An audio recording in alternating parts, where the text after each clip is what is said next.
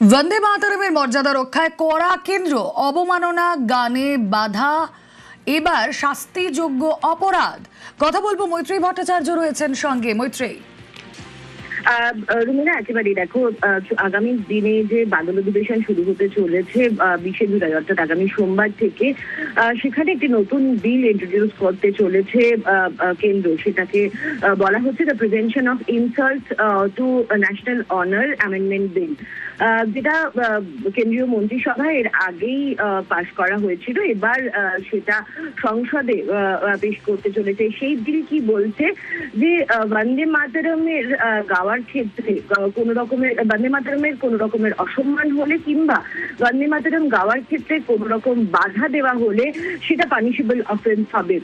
এর আগেই আমরা দেখেছি কেন্দ্রীয় স্বরাষ্ট্র মন্ত্রকের তরফ থেকে গাইডলাইন ইস্যু করা হয়েছে যে এই রাষ্ট্রগান অর্থাৎ বন্দে মাতরম কখন গাওয়া হবে এবং সেক্ষেত্রে কতটা গাইতে হবে সেই সংক্রান্ত বিষয় নিয়ে এবার একেবারে একটি বিল আনা হচ্ছে যেখানে বন্দে মাতরমের অসম্মান একেবারে পানিশেবল অফেন্স হিসেবে দেখতে চাইছে কেন্দ্র, এবং এই বাদল অধিবেশনে এই বিল টেবিল করা হবে বলে আমরা কেন্দ্রীয় স্বরাষ্ট্র মন্ত্রক সূত্রে জানতে পারছি।